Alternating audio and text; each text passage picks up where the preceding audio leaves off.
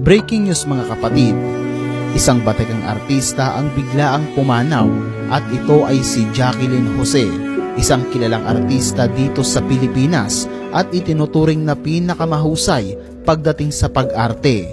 Kilala si Jacqueline Jose sa pagiging malupit neto bilang kontrabida, kasama na ang mataray na pananalita at pag-arte.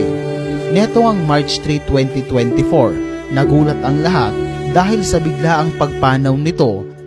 Dahil kung babalikan natin ang araw, ay mapapanood pa natin ito sa pelikula ni Coco Martin na Batang Quiapo bilang Chief Espina sa Bilibid. Nakita at natagpuan si Jacqueline Jose na wala ng buhay sa mismong bahay nito sa Quezon City. Ayon naman sa mga balitang lumabas na umano'y nadulas ito at walang kasama sa bahay dahil ang katulong nito ay nag-day off. Isa sa mga itinuturing na dahilan ang pagkadulas nito, ngunit wala pang inanunsyo ang pamilya ukol sa totoong nangyari. Basahin natin ang post sa social media. Nadulas umano ito at walang kasama sa bahay dahil nag-day off ang kasambahay. Habang isinusulat ito ay wala pang anunsyo ang pamilya kaugnay sa pagpanaw ng aktres.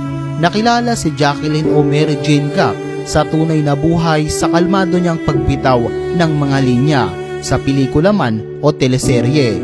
Ilan sa mga role niyang sumikat siya ay nanggampanan si Magda sa Mula sa Puso ng ABS-CBN, kasama sina Claudine Barreto, Rico Ryan, Dietro Campo at Princess Punsalan.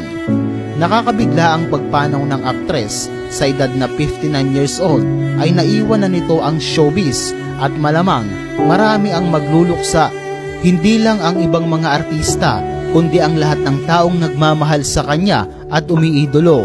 Alam naman natin na pagdating sa pag-arte ay hindi papatalo si Miss Jacqueline Jose.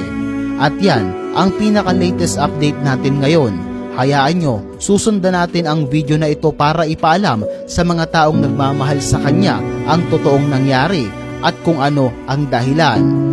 Kami po ay nakikiramay sa pamilya ni Miss Jacqueline Jose.